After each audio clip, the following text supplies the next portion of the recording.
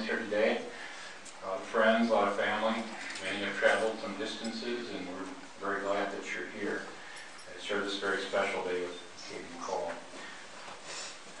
I know I talked to Lucas this morning. He said he wanted to give this talk. You want to hear his introduction? I'll tell you, it's not mine. He said, okay. So he said to say, 1, 2, 1. So that's why you asked me to say the talk. And also, since he's up here, he doesn't have a bell. So I have a few things I want to say, so we all have some time over here. So what I'd like to start off with, first of all, is Genesis, the 2nd chapter, verses 21 and 22. And this is the very first marriage ceremony ever, in Genesis 21 and 22. It says, "So Jehovah God caused the man to fall into a deep sleep. And while he was sleeping, he took one of his ribs and closed up the flesh over its place. And Jehovah God built the rib that he had taken from the man into a woman, and he brought her to the man." So this was the very first wedding ceremony, and it was by a father of his only daughter. And both of them were full-time servants of Jehovah. So I can relate. So I appreciate the privilege you've had asking me to do this. And I appreciate, too, how Jehovah did a lot to prepare both of them. And Jehovah's done a lot to prepare both of you as well. And you see how important that is. In fact, if you think really this is in your life, both of you being married, both of you being in a full-time service, it's exciting. And this will be the closest to paradise that you're going to get. So, on this time. So this is really, when you think about how Jehovah prepared Adam and Eve, Cole, even though it has been a kind of a relatively short part of your life that you've known Katie, while you've been sleeping, she's been being prepared. So she's ready now for you. That's why we're here. We appreciate all the hard work that's gone into it. Not only you being prepared with yourself, working on yourself, Katie working on herself, Jehovah, the congregation, the family, friends that have all had their part as well to prepare us for this day. And so we appreciate then what's to take place next, which is in verse 24. It says, "This is why a man will leave his father and his mother, and he will stick to his wife, and they'll become one flesh." So when you think about life itself, we'll have many friends. They're going to come, they're going to go. No doubt you'll still keep in contact, and with family as well. But you'll have one person, each of you, that you wake up to every day. That's your one special friend, your lifetime friend. And so both of you have found that, and I am very grateful for that you have each other. You found your forever friend. You know, Cole, yesterday I was talking to your grandfather, and he told me that after you and Katie were dating, he said he asked you, "Can you describe Katie to me?" He says, and you told him, "Well, you know me." He says, "This is the girl version." So that's a good thing. So, and Katie describes you very much the same way. So you guys are a good match. I'm very, very happy that you found each other and you can have your lifelong friend. And every day you have that same person to wake up to, same person to come back to at the end of the day, and it's truly refreshing and rewarding that Jehovah's done that for both of you. But now, some counsel on how you can make your marriage last. I know we spent a number of weeks now in family discussion of many Bible principles, but just one I'd like to take a look at is in Ecclesiastes, in its 4th chapter, Ecclesiastes chapter 4.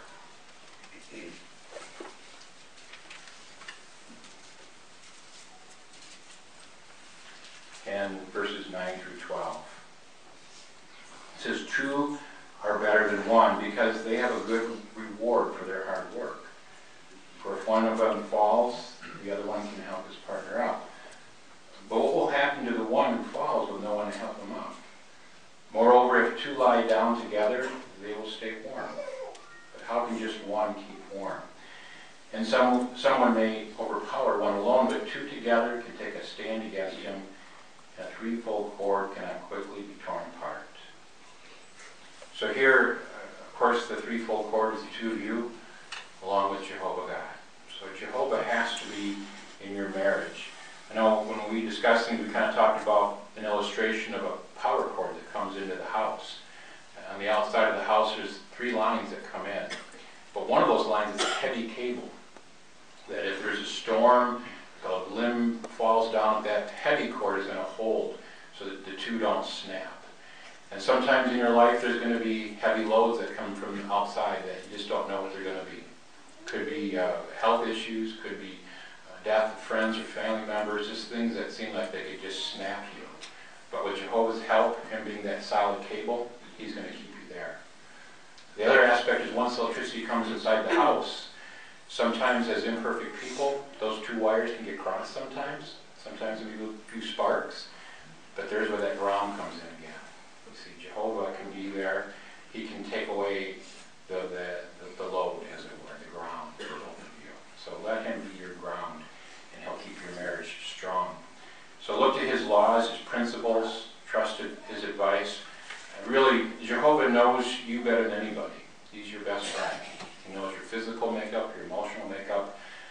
And another illustration that the Bible uses as well with that is yoking together. He said, what God has yoked together, that no man put apart. Well, you know, the reason it uses that in the scriptures is a yoke of 2 equally powered animals that are together to pull a load. And I'm very proud of both of you for being servants of Jehovah God. So you're an equal yoking. We appreciate that. But in pulling together, sometimes you get out of your schedule, out of your routine, and so it's good for the other one to keep pulling the other one along. And vice versa, that'll happen as well. So if you're not yoked nose to nose, just pleasing each other, you're going to be yoked side by side, pleasing God, and you'll have a successful marriage. So continue to study the Bible together, pray, worship together. And this is going to draw you even closer together. And especially being pioneer partners, your team. You work together, you cover each other's back. Where one drops off, or wherever, whatever he does, the other person pick him back up and carry that load. You complete each other, and that's important. So let's spend a little bit of time with Cole. We're taking a look at the book of Ephesians, the 5th chapter, and the Bible principle there. Ephesians chapter 5.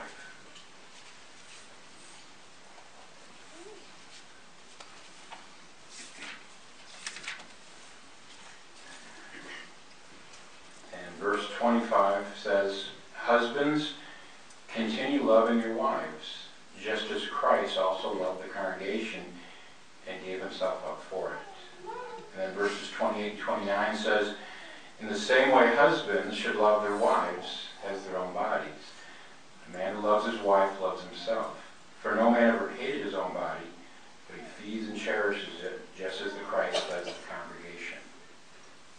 So, of course, Jehovah appointed the man to be the head. Of course, not a dictator, but a loving and kind head. And so if you look at that verse 25, it tells husbands to continue loving your wives. So today I can see with both of you, you're madly in love. So in fact, the word perhaps we could use even infatuated. And I remember at my wedding, as an older brother came up to me, he says, you know, you're just infatuated right now. He says, in 50 years after you lived with your wife, then you can say you love her. So we can appreciate the counsel there. So, but in the meantime, we have to remember that the counsel to continue loving your wife. And when you think of the counsel, it was being compared to Christ. Christ was the head of an imperfect congregation, and you're the head of an imperfect life. So there's going to be mistakes made, things that perhaps are not done maybe the way you would like. But at the same time, Jesus was willing to die for the congregation, even though they were imperfect. So he unselfishly always put the congregation first. So you too, Cole, have that same obligation to put your wife ahead of yourself. You need to supply her not only material, spiritual, emotional, recreational needs of your new family. And just something I wanted to just commend you for was a quality that we seen at the whole congregation seen when you gave your first talk here. I think even the friends out in Spokane who are tied in right now seen that talk. And in the talk, a quality that I really, really appreciated was that you opened your heart to the congregation. You used an illustration that was actually had you in it when you were a little boy. And the principle is found in 2 Corinthians, the 6th chapter. 2 Corinthians 6 and verse 11 and 12. Where it says, we have opened our mouth to speak to you, Corinthians, and we have opened wide our heart. And so what you did in the talk was you opened up your heart to the congregation. And in fact, the next day, I know John Mark had come to the meeting and heard your talk. The next day when he came to work, he was trying to tell your illustration. He started crying.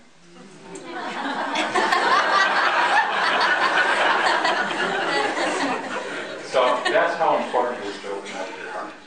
But take that quality with your wife. Don't be afraid to open up your heart to her. And that will draw her to you even more. It'll endear you to her. So we see how important it is to do that for us in our marriage. And because of that, then you'll also be a refreshment for Katie to have a loving head. So then Katie, a few things for you. Particularly as found in the book of Ephesians, the 5th chapter.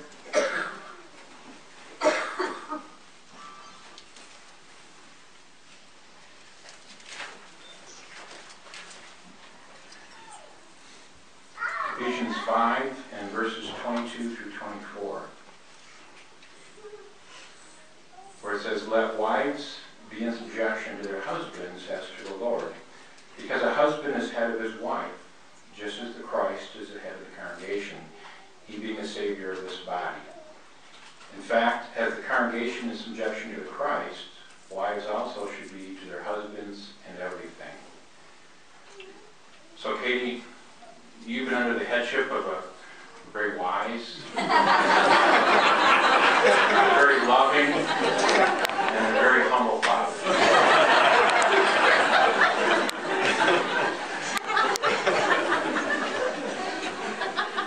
Now, you're under the headship of your husband. But be patient with him. This is a new job, and he hasn't had as much practice as your dad. So by continuing to recognize the headship principle, you'll promote marital success, and you'll be happy. Another thought is in Ephesians 5 and verse 33, where it says, nevertheless, each one of you must love his wife as he does himself. On the other hand, the wife should have deep respect for her husband. So this deep respect is shown by cooperating and not competing with Cole. Never belittle Cole, even when he does something stupid. Because knowing as a father, I know that there's times I've done things stupid, but yet my wife makes me feel good. So do that for him. Another continuing thought with that is in 1 Peter chapter 3. 1 Peter, the 3rd chapter. And we're going to look at verses 1 through 6. It says, in the same way, you wives, be in subjection to your husbands, so that if any are not obedient to the word, they may be won without a word to the conduct of their wives. Because of having been eyewitnesses of your chaste conduct, together with deep respect. Do not let your adornment be external, the braiding hair and the wearing gold ornaments or fine clothing, but let it be the secret person of the heart, in the incorruptible adornment of the quiet and mild spirit, which is of great value in the eyes of God. For this is how the holy women of the past who hoped in God used to adorn themselves, subjecting themselves to their husbands, just as Sarah obeyed Abraham, calling him Lord. And you become her children, provided you continue doing good and do not give into fear. So So in verse 1, they're talking about through your conduct, you will win your husband. Now, sometimes, many times people apply this to having a worldly husband, but you don't. You have a husband that loves Jehovah, but even the more so, you can still continue to win your husband by your conduct and your love for him and your respect. In verse 4, it mentions the secret person of the heart, the quiet, the mild spirit before God. You've demonstrated those qualities throughout your life. You worked hard at them. And so now you're ready to have a mate. Verse 6, the example of Sarah, who obeyed Abraham, calling him Lord. When you look at the cross-reference of that, she just wasn't saying, oh Lord. Work hard to make them succeed. And successful servants of Jehovah have good mates that support them. And I see as you continue to advance and be used by Jehovah, the two of you will be a team. And you'll be able to accomplish much with the sanctification of this great holy name. So finally, I'm going to talk to both of you together on the importance of cultivating a deep love in your marriage. And the principle is found in Colossians, the 3rd chapter.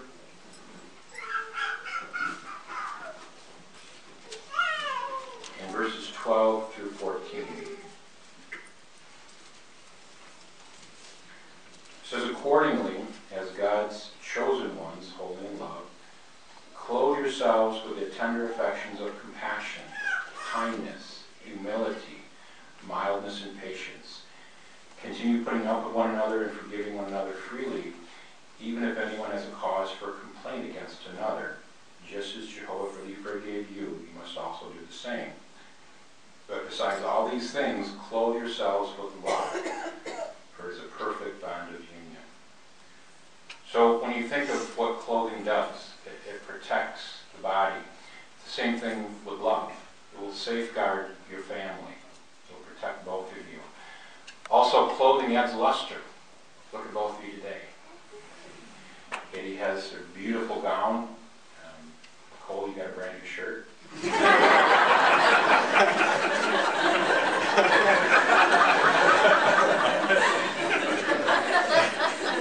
So you shine. But Jehovah isn't looking at that. He's looking at your inside qualities, those that you've been working on for both of you for years. And so how important that is. In fact, in one of our latest watchtowers, this is in the January watchtower, it really, no, it's here. Let's see. It says, self-sacrificing Christ-like love is the mortar that binds the building blocks of sturdy marital union. It says it makes the marriage unbreakable in the face of irritating personality flaws, daunting health challenges, distressing financial crises, and challenging in-law issues. You might not include that one. It says, true, it takes loving devotion, loyal commitment, and earnest effort to make a marriage succeed. Rather than abandoning the marriage when difficulties arise, marriage partners should be determined to make the relationship thrive and not just survive. Christian couples who are devoted to Jehovah and to each other are motivated by their love for God and for each other to resolve their difficulties, for love never fails. So yes, I see in you two not just a surviving marriage, I see a thriving marriage. So continue to keep that love in your marriage, and that will accomplish that. It was once said that marriage is like an empty box. It will stay empty if we don't put more into it than we take out. So remember that. See, always look for ways that you can show love for each other. Set aside time daily to talk, just to spend time and see how each other's doing. And then listen to each other. Make it a habit to show kindness in little things, such as just by tender words, acts of affection. And doing this will going to strengthen your marriage, because love never fails. So before the vows, we have some questions we can ask you. First of all, Cole, do you, Cole Lee Moore, in the presence of Jehovah,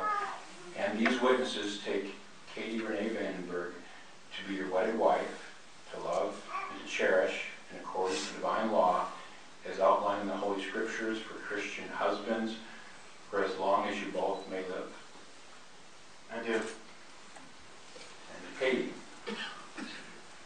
Do you, Katie Renee Vandenberg, in the presence of Jehovah and these witnesses, take Cole Moore to be your wedded husband, to love and to cherish and deeply respect in accordance with divine law as outlined in the Holy Scriptures for Christian wives, for as long as you both may live?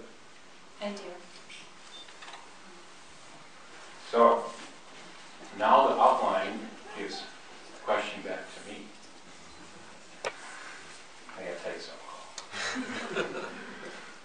The first couple of hours of Katie's life, she was first born.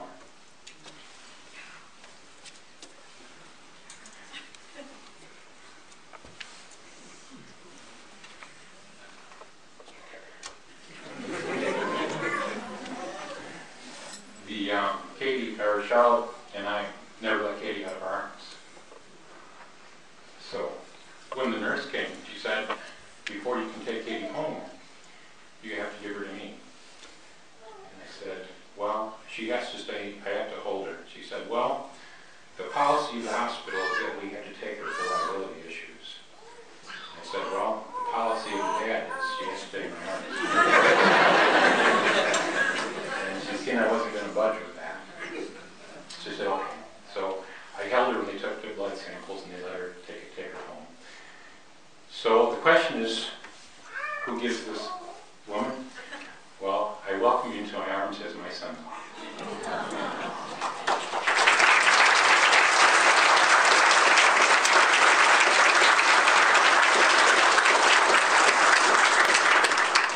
So now after you said I do, now I'll give you the vows. Okay? So, you ready? So for Cole, I, Cole Lee Moore, take you, Katie Renee Vandenberg, to be my wedded wife. I, Cole Lee Moore, take you, Katie Renee Vandenberg, to be my wedded wife. To love and to cherish in accordance with divine law. To love and to cherish in accordance with the divine law. As set forth in the Holy Scriptures for Christian husbands. As set forth in the Holy Scriptures for Christian husbands. For as long as we both shall live together on earth. For as long as we both shall live together on earth. According to God's marital arrangement. According to God's marital arrangement. Okay, Katie. I, Katie Renee Vandenberg, take you, Cole Lee Moore, to be my wedded husband. I, Katie Renee Vandenberg, take you, Cole Moore, to be my wedded husband. To love and to cherish and deeply respect. To love and to cherish and deeply respect. In accordance with divine law. In accordance with the divine law. As set forth in the Holy Scriptures for Christian wives. As set forth in the Holy Scriptures for Christian wives. For as long as we both shall live together on earth. For as long as we both shall live together on earth. According to God's marital arrangement. According to God's marital arrangement. So, if there's rings to be exchanged.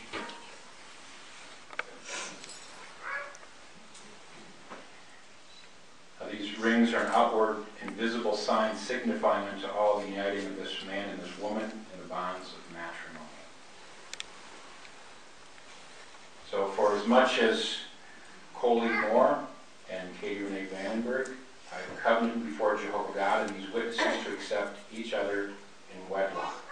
I, as an ordained minister and by the authority conferred upon me by the Holy Scriptures in the state of Wisconsin, pronounce that they are husband and wife together. For God is yoked together, let no man put apart. Please say a brief prayer. You'll see more later, don't you? So it's my happy pleasure to introduce to this marriage gathering brother and sister Moore.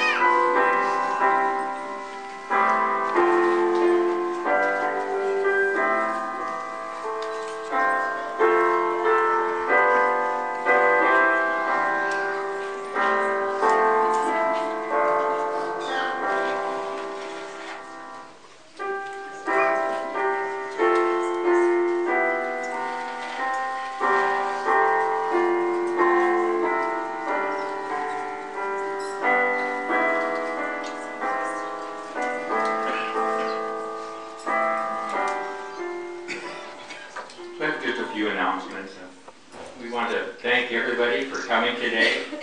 We appreciate the support that the family has.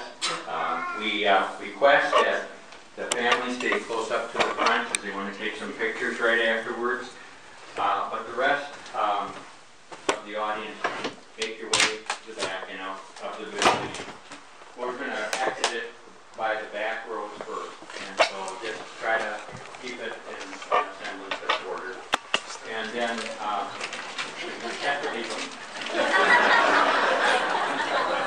and then the address to the reception to follow is on the invitation. So if you forgot your invitation, you can get a new map from one of the attendants. Now there will be snacks and things there if you get there a little early, and you can wait the arrival of the bride and groom.